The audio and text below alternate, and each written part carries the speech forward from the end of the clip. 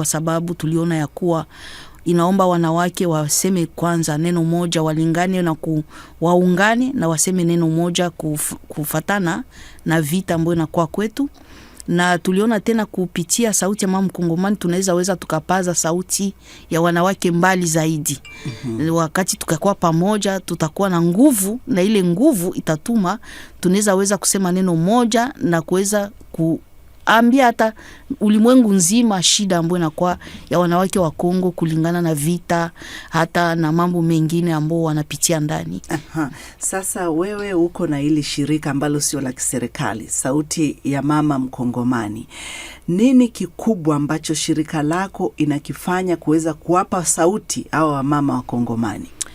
Ya kwanza tunawafundisha wamama mambo mengi ya upatanishi na kuangalia namna gani kuweza kuwapatia uwezo wa kuweza kufanya makazi mbalimbali ama ya utetezi zaidi, kupiganisha ujeuri na ubakaji, kuona namna gani wanaweza kujitetea wenyewe. Na baada ya pale tunawapatia tena ile uwezo wa kuweza kuenda hata mbele ya mahakama, na ni kusema tunawasindikiza namna gani wanaweza kupata sheria kulingana na shida ambao wamepata. Na sauti tena ya mama Mkongomani inakuwa kama vile kikundi ama kinawatia wamama fasi moja juu ya kufanya mambo kama advocacy, kuhamasisha wakuu viongozi, kuona magumu ya wanawake, kubadilisha masheria mbalimbali ambayo inakuwa kama vile inazuia mwanamke ili apate kuendelea mbele.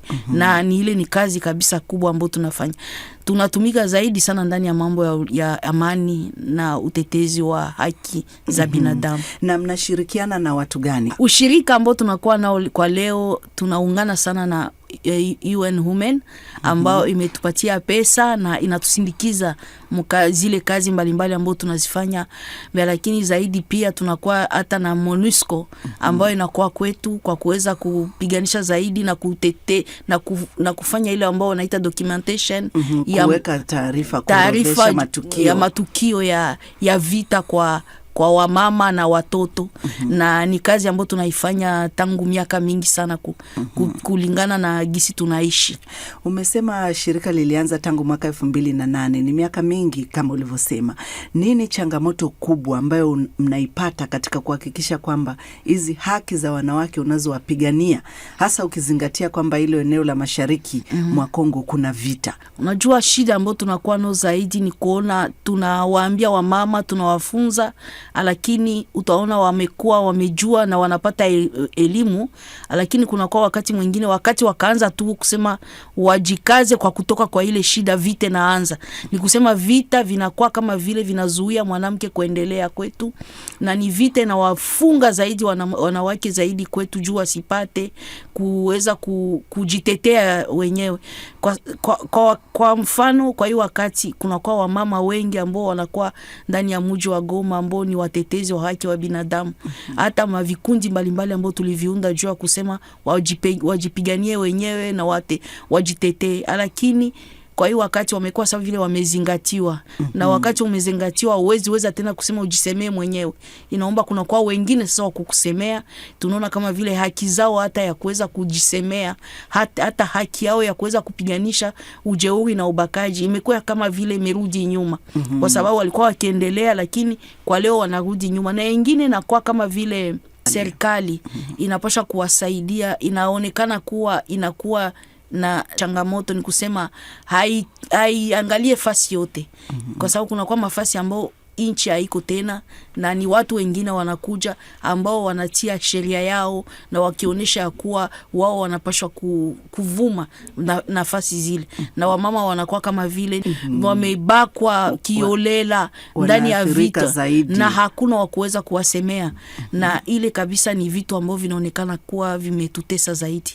Wewe ni mwanasheria. Sasa kwa upande wa sheria, hao wanawake mfano waliobakwa ambao wengine wameumia kwenye vita, unawasaidiaje katika shirika lenu ili wapate haki zao sasa labda mahakamani?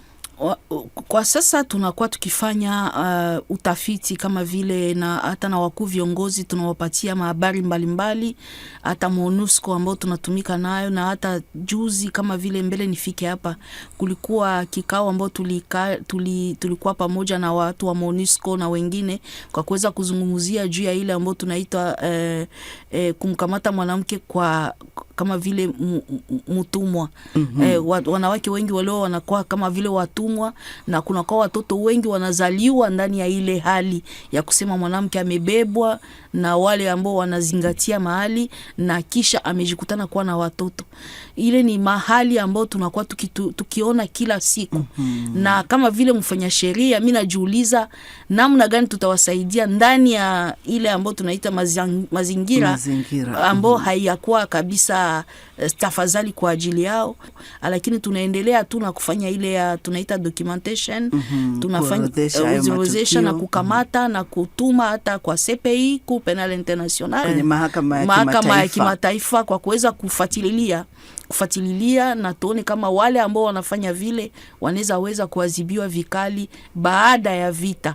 Na lakini ya muhimu kwa saa hii ni kusema namna gani tunawasindikiza, namna gani weza kuona hata kama walikuwa wakibakwa wataendelea kuishi namna gani, wakipata matibabu kama vile ya kipsikolojia, na kuona namna gani wanaweza ishi na watoto wao, na hata kama ni watoto ambao walikuja kwa kubakwa, lakini wakati mama anaitika kumzaa mtoto wake, inaomba tu anaendelea na kumpenda na kuishi pamoja naye.